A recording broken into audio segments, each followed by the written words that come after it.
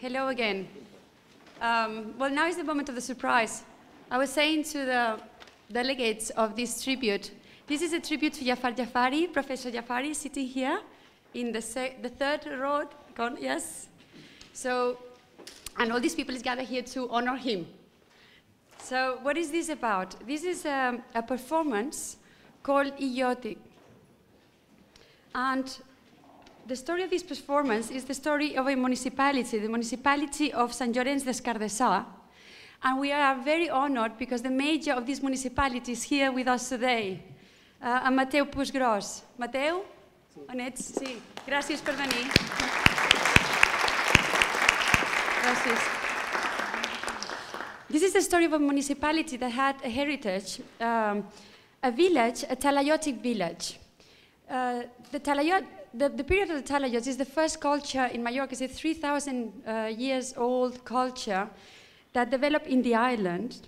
And this village has a very, very beautiful heritage or area where this culture has been unfolded for thousands of years before Christ. But this area was, of course, inhabited. There was no life there. We could call it nearly a kind of death heritage. It was heritage, but there was no activity going on. And you have to imagine a situation where this village is surrounded by a very touristic area with hotels and other type of touristic activities. So the idea of Mateu Puiggròs and the municipality of Sant Llorenç des Cardassar was to create a performance, an art performance that would actually bring to life this heritage, so that they will unite art,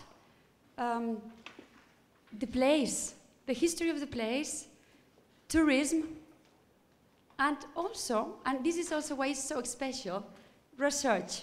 And we're going to see how they actually combine these four pillars. So the thing that the municipality did was to contact a theater company, or a producer company, Iguana Teatre, and Jordi, we have here the director of this company, and we are very honored to have you here. Thank you. And the idea was that this company will help to develop this performance. The performance is created around with a center, which is a musical composition. And this is where research comes in, because this musical composition has been made by Professor Xavier Carbonell. Xavier, gràcies per estar aquí, nosaltres. Xavier is a very special person. He has a very special curriculum, and I had to use a lot of strange words to be able to explain what he does. He's a composer, a musicologist, an interpreter of historical music, ancient music. He's, of course, a researcher and professor in ethnomusicology of our Music Conservatory of the Balearic Islands. What Xavier has done is he has created a musical landscape, an imagination of the music that could be the basic musical culture that would belong to a Talaiòtic culture, this culture of 3,000, 2,000 years before Christ. And how do you do this? This is very difficult to do. You do it, of course, based on research. You do it based on the possibilities and the rational possibilities of which is the type of culture, a musical culture that ancient cultures had. Cultures like Egypt or Greece, what do we know about Mediterranean cultures and music at that time? It's also based on the knowledge of archaeology. So how were these instruments created? Which type of sounds do these instruments are able to produce? And is an effort to make a joint venture between art and science. They also have a CD about this, so they also produce actually a recording of this composition and the music. What we are going to do now is that Xavier is going to explain to us the instruments. We're going to start with the metallic instruments, and then we're going to hear them. And then finally, we're going to hear the composition. What is also beautiful is that we're going to hear another music, which is the music of the language of these islands, Catalan. Because Xavier is going to speak in Catalan, and I'm going to try to translate what he's saying. I have some help here, I have to say, because this is going to be really difficult. So it's a double musical event, also with the language of Catalan included. So please, Xavier. Thank you. Aproximar-se a una música que ha desaparegut és un poc una aventura complicada i quan em va caure al damunt una mica aquest projecte d'Illòtic, el plantejament perquè hi hagués una connexió científica és partir de la realitat objectiva, és a dir, què ens ha proporcionat l'arqueologia? Doncs ens ha proporcionat uns instruments i deductivament uns altres, és a dir, sabem un cert context instrumental que funcionava en el món talaiòtic, sobretot el món talaiòtic final, pròxim a l'època ja romana, diríem, no? I en aquest món d'instruments objectius que podem demostrar perquè apareixen en els enterraments, les tombes, els cementeris d'aquesta gent que vivia en els poblats talaiòtics, aquests poblats monumentals que trobem en molts indrets de la illa, trobem 3 metal·lòfons clarament identificats. Un seria un disc de bronze, que els romans van anomenar tintinàmbula. És un instrument de percussió que sembla que acompanyava el ritual d'enterrament. S'altres serien les campanetes, que apareixen aquí, però també apareixen de tot el Mediterrani occidental, en contextes sempre funeraris. No sabem massa com les hauríem fer funcionar, ni de quina manera si eren associades amb un moble, associades amb alguna joia, o simplement era un ritual que es tocava al voltant del mort, del qui es venerava en l'enterrament en si. I els cròtals, molt documentats sobretot a Eivissa, en el context púnic, en les Puigdes Molins especialment, era un instrument que a tot el Mediterrani anava associat a la resurrecció, al món de Dionís, al món dels déus que ressuscitaven d'alguna manera. I ara... Okay, so what Xavier just explained is these metallic instruments. They have been deduced based on knowledge, tradition, and proximity, and there are 3 types of instruments. The first one has a very difficult name, tintinambulum, and it's this bronze disc with a conical shape. It often has a striker associated to the disc. Its design makes a singular product almost unique in the Mediterranean and European context, so it's very unique for this culture and this place. It has been documented in Ibiza, so something more than discotheques in Ibiza. It is a sonorous object with an unknown ritual and probably invested with symbolic prestige. The second instrument is the small bells. These are small sizes, conical and cylindrical metallic clapper, an instrument widely known in Occidental Mediterranean, so this is very common. And it was known in funeral context. Its use is unknown, and it may have been used as an ornament on the mortuary bed. And the third instrument is called the crotals, and it's 2 bronze valves of medium large size. They are documented in funeral and eschatological iconography. It's related to resurrection, and is related to the rituals of worship of Dionysus.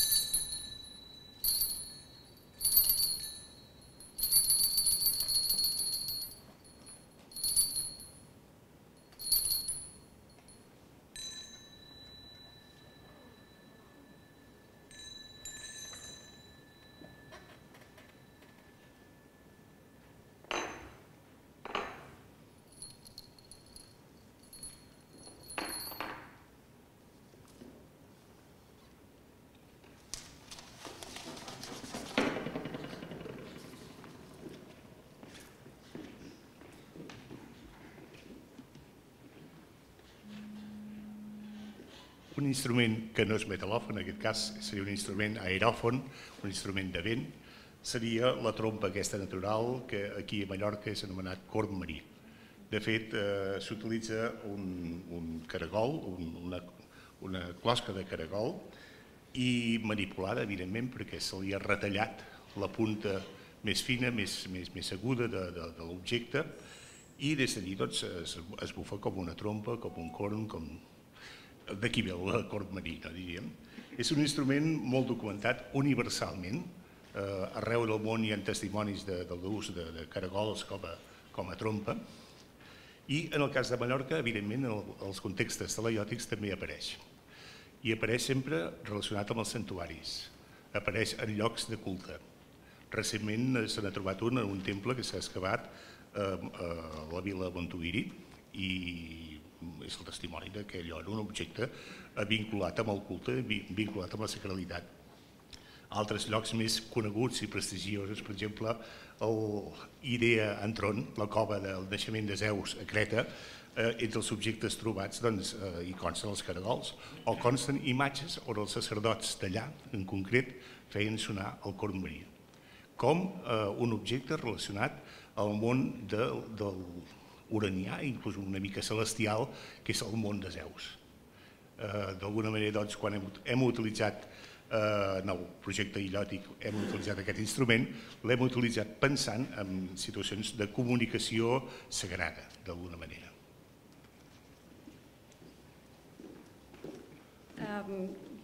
The conch trumpet. The conch trumpet is a gastropod shell in which the thinnest part of the shell has been manipulated. It is an air musical instrument with a mouthpiece usually found in religious and domestic sceneries. And Xavier was explaining something more that is not in the text, but it's quite interesting, is that they've been finding actually this recently in Montuïri, in one of the villages in Mallorca, related also to places of worship.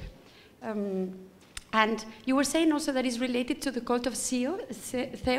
How do you say Zeus in, yes, okay. So normally when they use it in compositions, they relate it to spirituality or to a religious context. The sound of the conch trumpet is understood as a warning sound and a sound of significance.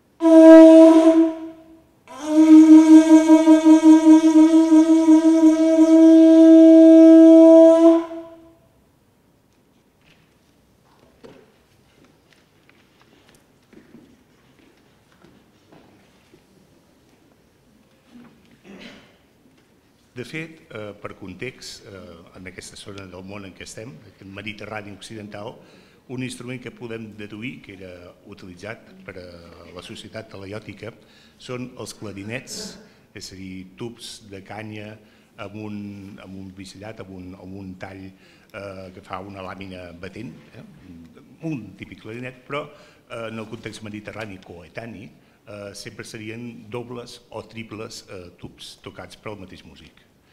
Aquests dobles clarinets, que en el món grec eren anomenats aulos, costa molt poc d'imaginar que aquí també eren utilitzats. De fet, els veïnats d'Eivissa o els veïnats de la península ibèrica l'utilitzaven a les totes i està perfectament documentat. Podem deduir perfectament que aquí també existien. És un instrument que pot tenir dues maneres de sonar. Una manera de sonar seria heterofònica, és a dir, els dos tubs estan afinats i estan tocant les mateixes notes, però amb una certa diferència d'afinació, i això crea una textura, crea una espècie de sonoritat aspra. I l'altra possibilitat és que un tub estigui afinat d'una manera i l'altre tub pugui fer notes i articular melodies. És a dir, diríem melodia sobre bordó, un principi de polifonia. Podem parlar de polifonia arcaica. I això també està perfectament documentat en els contextos mediterranis coetanis. De fet, hem incorporat això com un element més que versemblant en el context de la sonoritat dels instruments talaiòtics.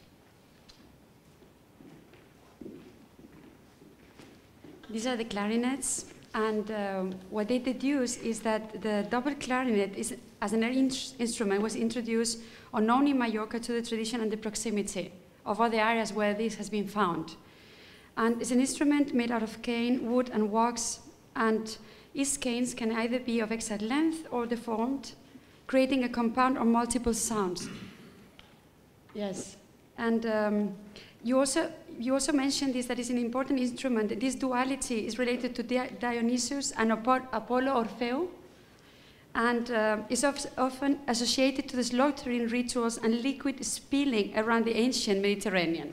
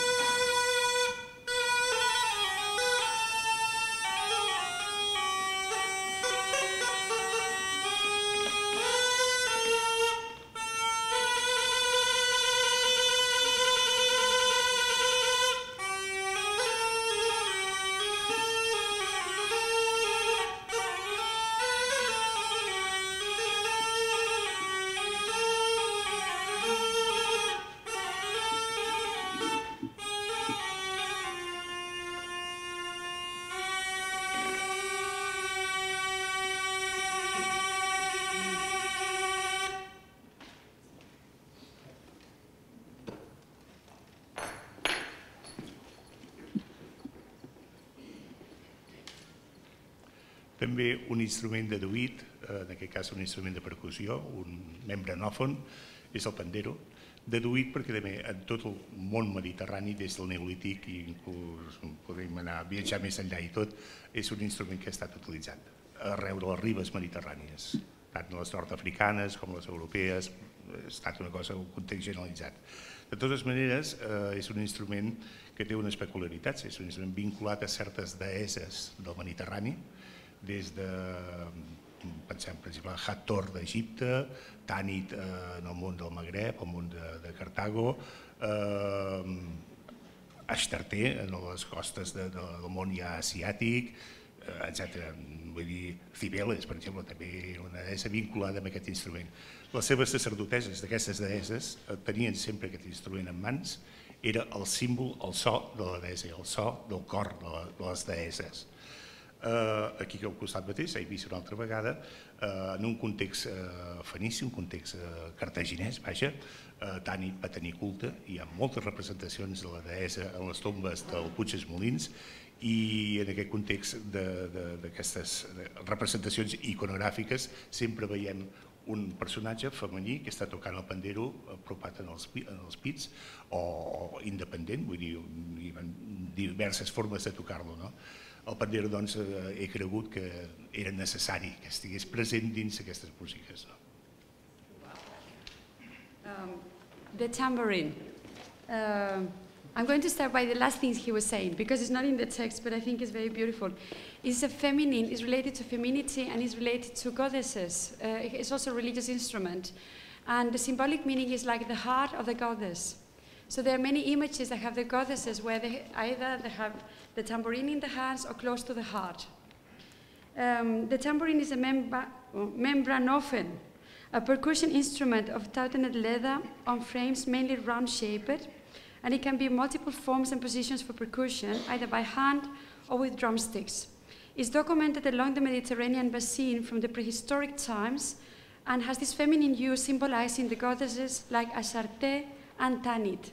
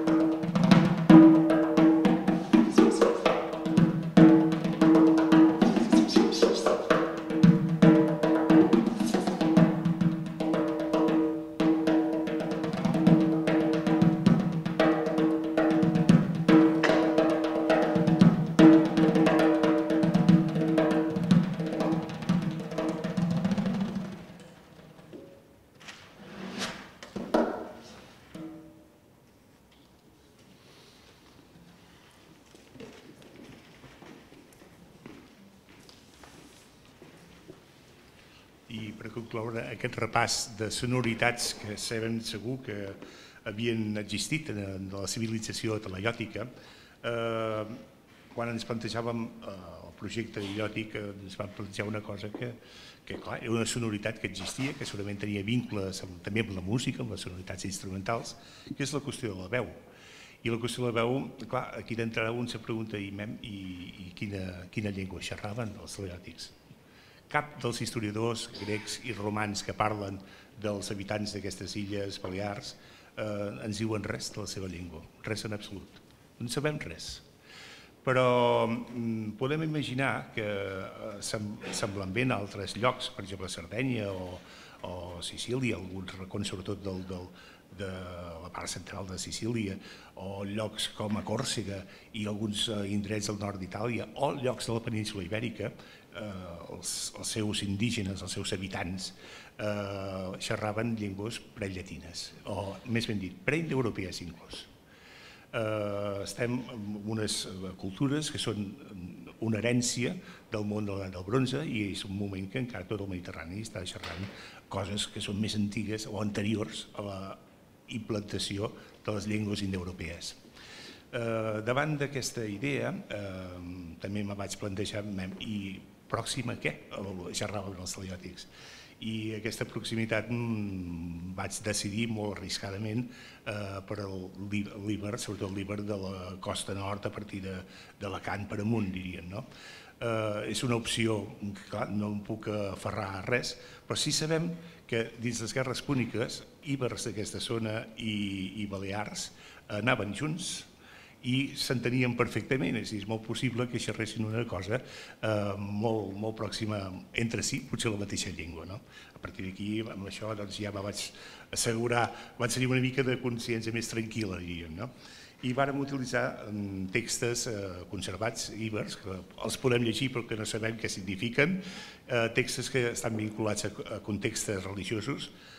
Un procedeix de Pontós, a la província de Girona, on allí en un ambient de culte deeses precisament de la fecunditat, va aparèixer un plom escrit i utilitzem aquest plom, la fonètica d'aquest plom.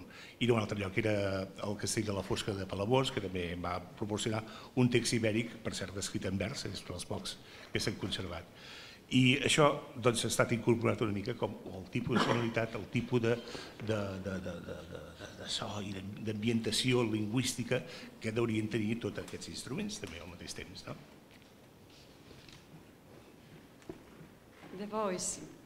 Actually, it seems really that the voice was the most difficult issue for Xavier, as he was explaining. But he has a good conscience, you said. You can sleep at night. The issue is that they don't have recordings from Greek or Roman historians about where was the language that Talaiòtic culture or Talaiòtic people spoke. So they don't know what is the linguistic family that they belong to, but what they imagine is that probably they spoke a language similar to the pre-Latin. So these are languages that are previous to the Indo-European languages. The contemporary texts do not mention in what whatever some Talaiòtic people spoke either. So they have written texts, but they don't know how to pronounce them. This is the reason why we have chosen, taking the risk of failing into error, a similar language to that which was probably known by the people who lived in the island.